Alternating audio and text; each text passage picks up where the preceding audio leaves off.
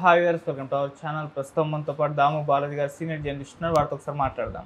So నమస్కారం sir. నమస్తే sir, Chandrababu Naidu గారు తన సొంత ఎమ్మెల్యేల పైన దాదాపు 20 మంది పైన కేసులు పెట్టబోతున్నాడు, వాళ్ళ మీద యాక్షన్ తీసుకునే ఛాన్స్ ఉందని చెప్పేసి వార్తలు అయితే వినిపిస్తున్నాయి సార్. మరి ఇది నమ్మశక్యంగా ఉందంటారా? ఇది పాసిబులేనా? మరి ఎందుకు వీళ్ళపైన యాక్షన్ తీసుకుంటున్నారు? దీనికి కారణాలు ఏంటి? ఇది నిజమేనా కాదా సార్? యాక్చువల్గా ఈ కూటమి ప్రభుత్వం అనూహ్యంగా మెజార్టీ వచ్చింది. 164 సీట్లు వచ్చాయి కూటమికి. అందులో 80 మంది కొత్తగా వచ్చిన ఫస్ట్ టైం ఎమ్మెల్యేలు. అది కాకుండా ఒక వార్త చక్కర్లు కొట్టే వార్త ఏంటంటే, అది లోకేష్ తీసుకున్నాడా లేకపోతే చంద్రబాబు పార్టీ తీసుకునిందా పక్కన పెడితే, చాలామంది ఎమ్మెల్యేలు 30 నుంచి 40 కోట్ల డబ్బులు పార్టీకి కావచ్చు లోకేష్ కావచ్చు ఇచ్చారు సీటు కోసం అనేది ఒక వార్త ఎప్పటి నుంచో ఉంది. ఇది రెండవది, ఖర్చు కూడా విపరీతంగా ఈసారి పెట్టారు.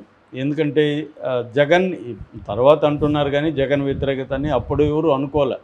తెలుగుదేశం గెలవచ్చేమో కానీ టైట్గా ఉంటుంది, జగన్ ఓడిపోతాడని ఎవరు అనుకోలే, సీట్లు తగ్గొచ్చేమో అనేది ఎక్కువ మంది అనుకున్నారు.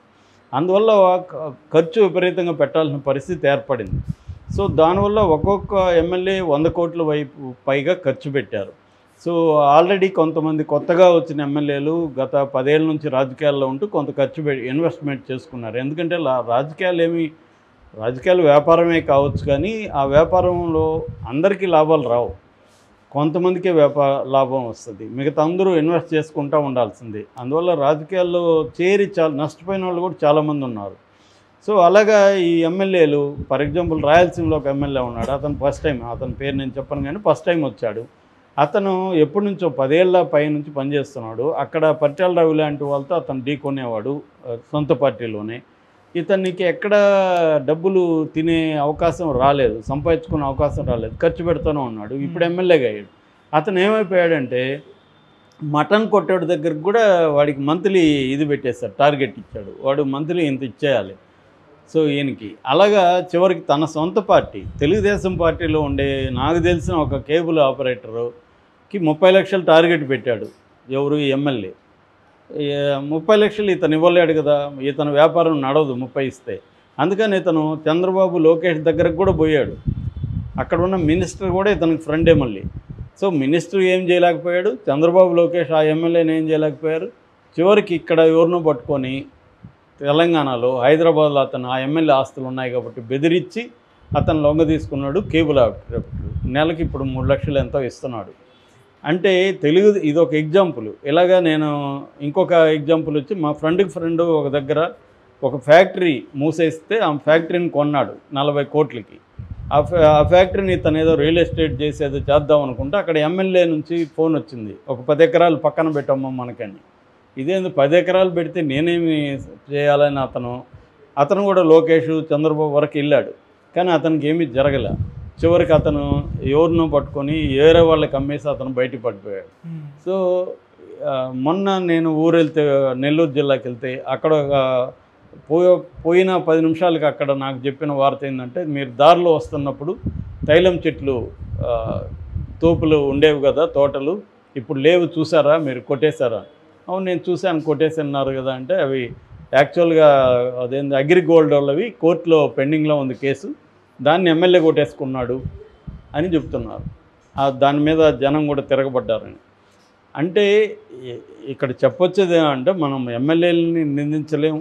ఎందుకంటే ఎమ్మెల్యేలు మేము ఇంత డబ్బులు ఇచ్చాము, ఇంత ఖర్చు పెట్టాము, మాకెక్కడి నుంచి డబ్బులు వస్తుందని వాళ్ళు అడుగుతారు.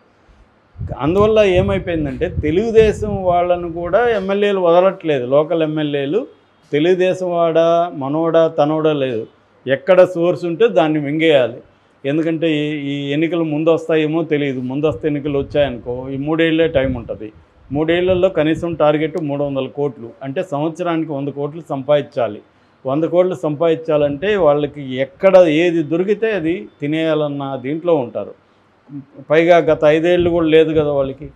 సో ఇది ఒక వ్యవహారం. రెండవ వ్యవహారం ఏమంటే, ఆల్రెడీ 5 ఏళ్ళుగా వైసీపీ నాయకులు ఇదే మాదిరిగా తినే కార్యక్రమంలో ఉన్నారు. ఇప్పుడు వీళ్ళు వచ్చారు. ఫర్ ఎగ్జాంపుల్ ఇసుక అనుకో, ఇసుకలో వైసీపీ నాయకుడు ఒక చోట ఇసుకని తవ్వేసి వాడు ఎక్కడెక్కడ ఎలా అమ్ముకోవాలో ఒక సిస్టంలోకి వెళ్ళాడు. ఇప్పుడు ఇతను కొత్తగా ఎమ్మెల్యేగా ఎన్నికయ్యాడు, ఇతనికి ఈ సిస్టమ్ అంతా తెలియదు.